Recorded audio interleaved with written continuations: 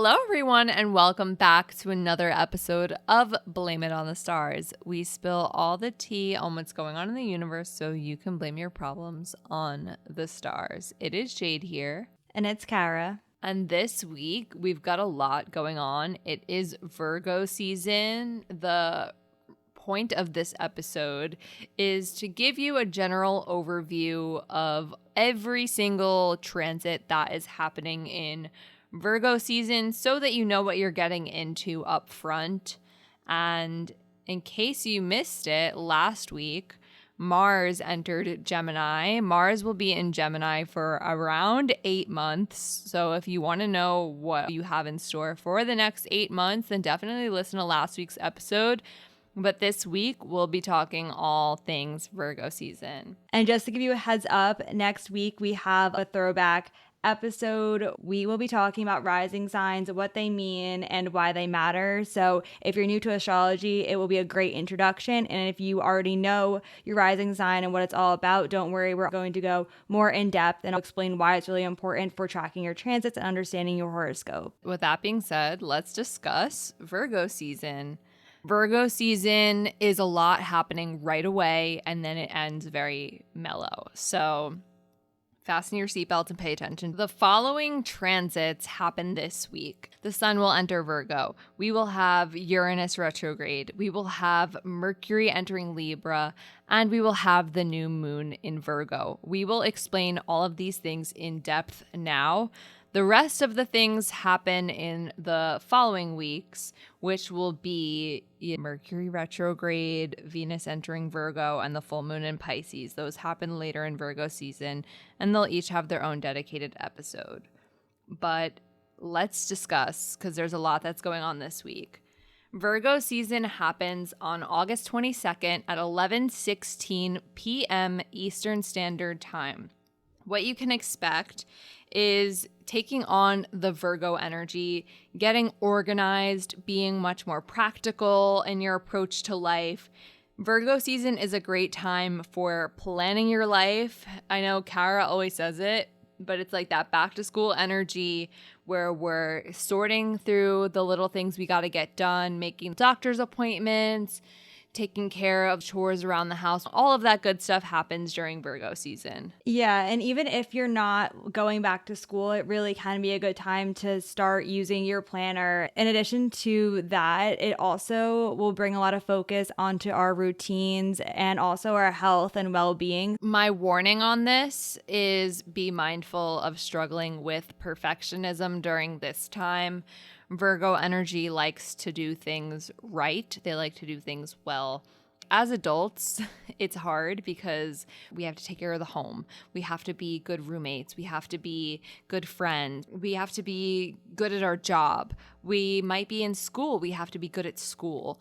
We have to exercise. We have to manage our finances. So there's a lot of things that we do, and it's really hard to manage all of that, and it feels sometimes impossible. So if you find that you're being really hard on yourself because you're trying to be good at everything, the Virgo season might be highlighting that, but my advice to you is to not worry about it. It's okay. You don't have to be good at everything. Yeah, because Virgo is ruled by Mercury, so we're going to be really good at thinking critically, and that can be a positive thing, especially when we have to problem solve, plan, figure things out, and do things that take a lot of cognitive energy.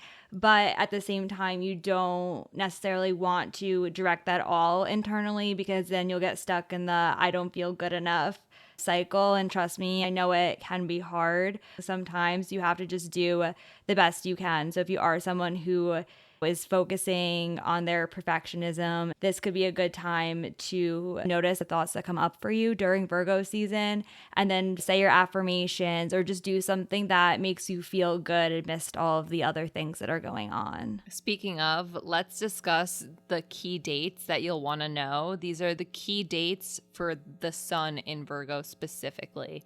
The first one is August 27th. The sun is square Mars.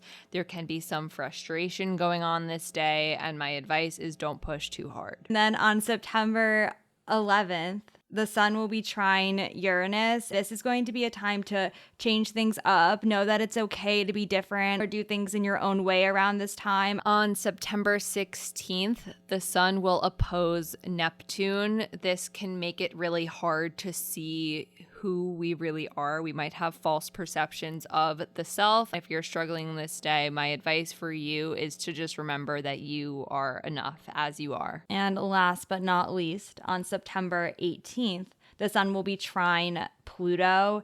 It's a good day to dive deep and explore, but it's also adding to that Virgo critical discerning energy as well. But again, because it's a trine positive aspect, you're really thinking things through, doing the research, reading reviews before you order something, that type of energy. The next thing that happens during Virgo season is Uranus retrograde. This happens on August 24th at 9:53 a.m. Eastern Standard Time. Forgot my usual disclaimer. The time and date are always from the website astroseek.com. Anyways, what you need to know about Uranus retrograde is purely expect the unexpected. Uranus literally deals with the unexpected, and retrogrades can cause some change, some revisiting things. What you can expect is, since this is happening in Taurus, is changes on the economic front. I don't know what will happen because Uranus is the unexpected, but I can assume there will be financial changes. Also, too, since Taurus can be natural things, we've noticed, like typically with Uranus retrogrades, that there are some changes in the weather, the climate. I mean, we are in a heat wave, but just be mindful and on the lookout for that. Yeah, in addition to changes going on in our finances and also in nature, you might see things going on in the food industry as well. I know that Jade might want to explain more, but Oatly's been going through it. If you remember, in the past too, Starbucks ran out of oat milk and some other ingredients. So just another thing to kind of keep your eye on. Yeah, so important to know why we're talking about Oatly and not you. This is an outer planet transit, so you'll notice it more in society rather than on a personal level. So you won't really feel this one that much, but you'll notice it happening and affecting the world around you, including Oatly. So Oatly had a recall, and you might notice, I know I tried to order coffee with oat milk the other day and they didn't have it, and I just assumed it was because they use Oatly as their main brand, but be careful. There's a lot of other non-dairy milks that have been recalled as well. So just be on the lookout. I think if you Google it, there's a list of everything that was recalled.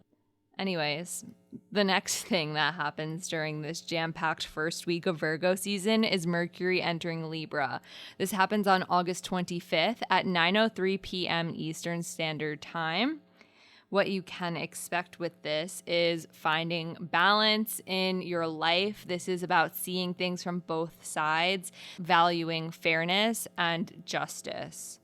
But one thing you might not know, and we will mention it in this episode, and it will have its own episode in the future, but we only have Mercury in Libra direct for a short period of time because Mercury will retrograde in Libra later in Virgo season. Yeah, so keep that in mind. A lot of themes that are going to be important for you during the Mercury retrograde will start to show up when Mercury enters Libra, so that's something to just be aware of and be on the lookout for. But as Jade said, it really is going to be about finding balance and seeing both sides to the story. We know that things aren't always black and white. So while Mercury's in Libra, there's going to be more of a focus on what is fair, what is right, what is just, and seeing things from multiple perspectives instead of just in one way. There's more colors in the rainbow. While Mercury is direct in Libra, this is one day I think that you should just be on the lookout for. September 2nd, Mercury will oppose Jupiter. This is a day to think before you speak because Jupiter is about expansion, and oppositions are not necessarily always the easiest, aspect. You might overdo things with it or not do enough. Mercury is how we communicate. So with that being said, just be mindful of maybe oversharing or not wanting to speak up during September 2nd. You also could be on the receiving end too, where there's some communication that you have been expecting and it hasn't happened yet. It could be communicated on this day. So just know it doesn't always have to be that you're the one who's saying too much or keeping things in. It could also be just someone or something else that is external as well. That's true for like most transits, but just wanted to throw that in there. So the next thing that happens this jam-packed initial week of Virgo season, yes, this is all still happening in the first week. The new moon in Virgo. This happens on August 27th at 4:16 a.m. Eastern Standard Time. How this affects you. New moons are times of new beginnings. This is when we set intentions in our life. And we will be setting intentions around all things Virgo. So if you're looking for like a day to like just sit down and figure out what you need to do, get your life together, do all of that planning that you got to get done, all of that organizing that needs to happen, August 27th might be the day that you sit down and figure it all out. It's also a good day to set any intentions or goals surrounding your wellness, and that is incredibly personal to each one of us. What works best for everyone is different. In case you are feeling the need to start some new routines or change some habits in your life or get organized, like this is the perfect day to do it. Yeah, I just want to add some examples onto that. What we mean is thinking about like, are you getting enough sleep? Are you meditating or like doing something to keep yourself relaxed? Like mental health, all of that stuff falls under health and wellness. And then also like we mentioned too, like the routine, like if you want to get into like a good like morning routine for yourself, like do your skincare, or if that's something you're into, this could be the time that you figure that out for yourself. Something you might not know is this is at 4 degrees Virgo.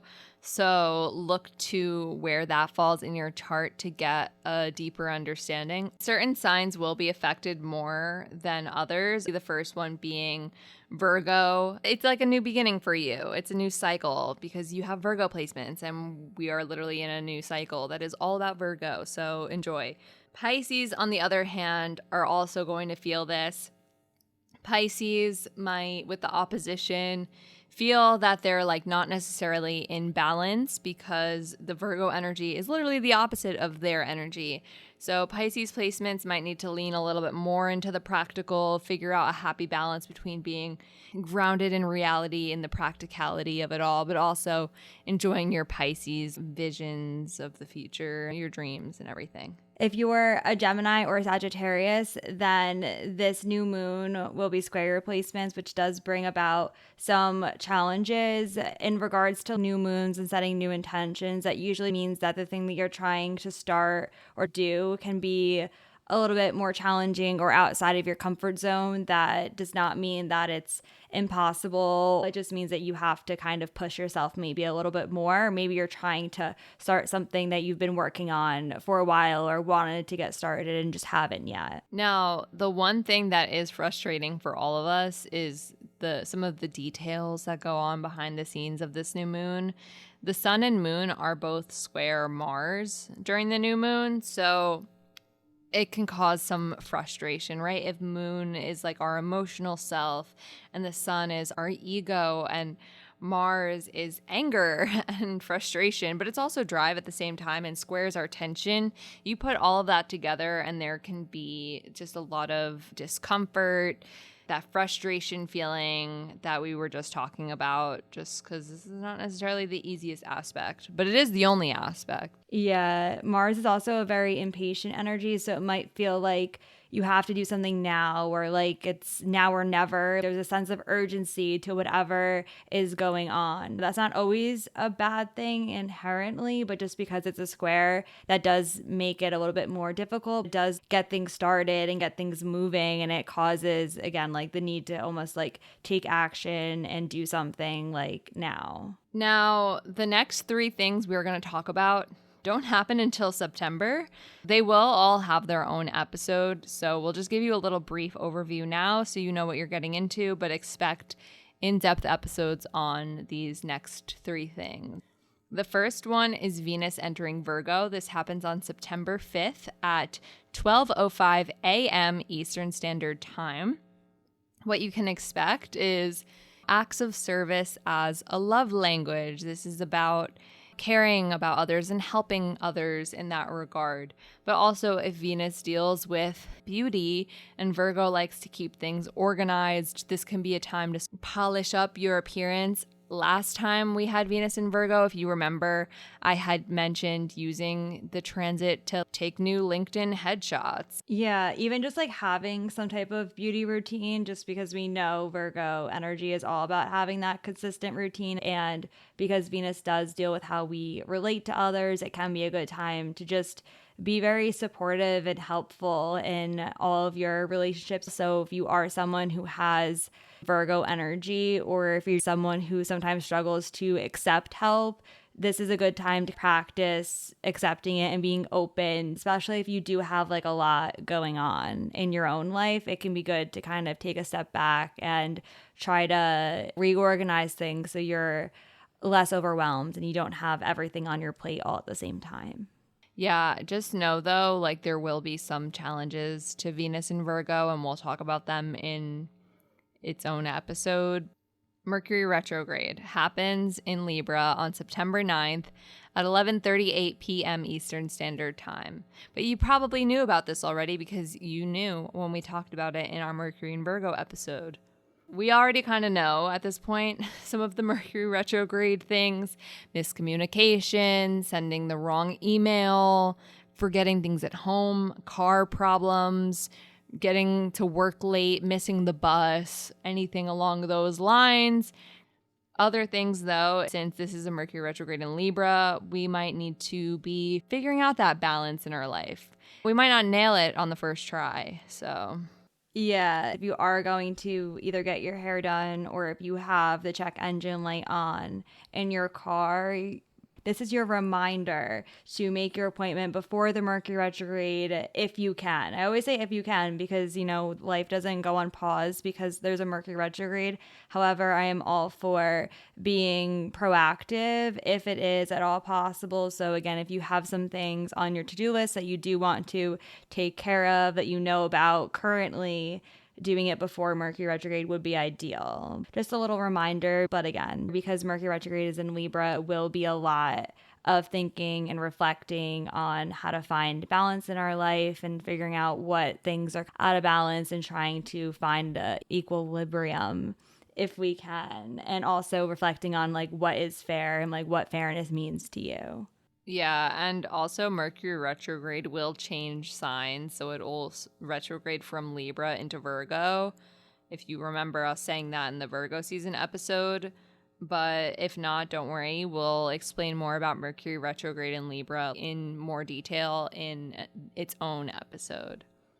And then we close out Virgo season. The last thing that happens very early into Virgo season. On September 10th at 5:58 a.m. Eastern Standard Time, we have the full moon in Pisces. Full moons are times of releasing. Pisces deals with dreams and empathy. This full moon can be a time to let go of maybe some fantasies you had, to go more towards the Virgo route of the practical thing. And also, we've mentioned in the past that both Virgo and Pisces like to help others. And we also mentioned in this episode that it can be useful to find a balance between like helping others, but also like making sure that you filled your own cup first. That can happen. We can check in on that on the full moon in Pisces.